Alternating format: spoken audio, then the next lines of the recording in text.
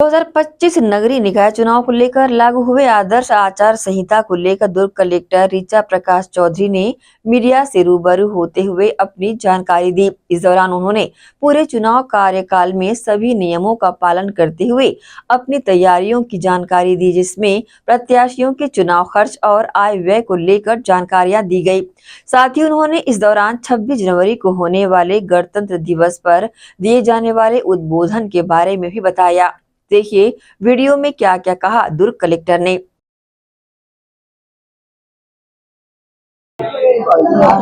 कल राज्य निर्वाचन आयोग के द्वारा चुनाव का शेड्यूल जारी कर दिया गया है। इसके अनुसार 11 फरवरी को जो नगरीय निकाय है उसके चुनाव होने हैं और 17 फरवरी से 3 चरणों में ग्रामीण क्षेत्र में जो त्रिस्तरीय पंचायत है उसके चुनाव होने हैं। कल से नगरीय निकाय का नामांकन प्रक्रिया हमारी शुरू हो जाएगी। 27 तारीख से हमारी ग्रामीण क्षेत्र की नामांकन प्रक्रिया शुरू हो जाएगी।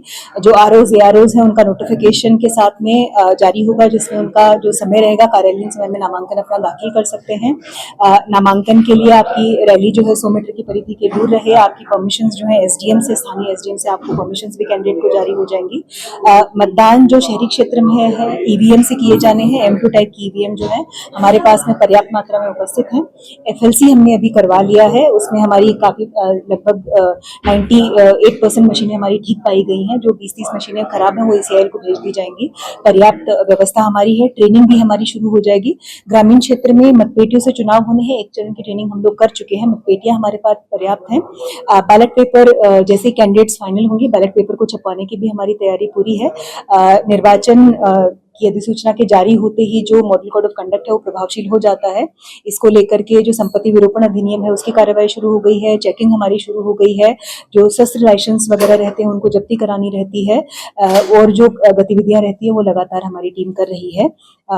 निर्वाचन बहुत ही सुगम तरीके से और स्मूथली हमारा होगा, इसकी हमें पूरी। नगरीय निकाय में दुर्ग नगर निगम में 20 लाख रुपए की सीमा है। नगर पालिका परिषद में 8 लाख और नगर पंचायत क्षेत्र में 6 लाख की सीमा जो स्टेट के द्वारा नोटिफाई की गई है। निर्वाचन जिनका उनके जो सामान है उसकी रेट लिस्ट यहाँ से इशू की जा चुकी है। जो अनुवीक्षण रहेगा उनका, उसके लिए हमारी टीम गठित हो गई है। कैंडिडेट्स को अपने खर्च का ब्यौरा देना रहता है। उसमें कुछ डिस्क्रिपेंसी रहती है और ब्यौरा नहीं देते हैं तो वो डिस्क्वालीफाई हो सकते हैं। तो इसलिए हमारी पूरी मॉनिटरिंग इसमें रहेगी। पूरे जिला प्रशासन की, पुलिस प्रशासन की टीम इस पर नजर रखेगी। उसका हमारी पूरी नजर है। अगर आप लोगों के पास में भी कहीं से भी इस टाइप की सूचना आती है तो नगरीय चुनाव के लिए और त्रिस्तरीय चुनाव के लिए हमारा कंट्रोल रूम और शिकायत सेल हमारा गठित हो चुका है। उसमें आप तुरंत से शिकायत करें। मतपत्रों की गणना चूंकि पंचायत के क्षेत्र में जिस दिन चुनाव हो रहा है उसी दिन पे उनकी काउंटिंग की जानी है, तो वो स्थानीय स्तर पे होगा।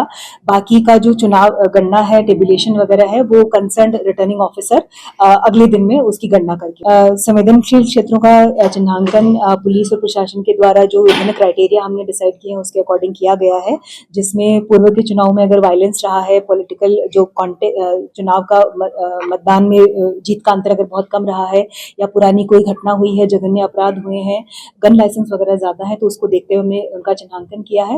वहां पे पुलिस बल पर्याप्त व्यवस्था में रहेगा और हमारी टीम लगातार प्रिवेंटिव जो कार्यवाही है, तो जैसे ही नॉमिनेशन आएगा उसको नॉमिनेशन ऑफलाइन सभी लिए जाने हैं। जैसे ही नॉमिनेशन में प्राप्त होता है उसको सूचना पटल पे संबंधित रिटर्निंग ऑफिसर के द्वारा प्रकाशित किया जाएगा। अगर किसी को उसमें कुछ आपत्ति रहती है तो वहां पे हमारी टीमें इसमें गठित हो चुकी हैं। लगातार फील्ड में हम कार्यवाही कर रहे हैं, जब्तियां इसमें बना रहे हैं।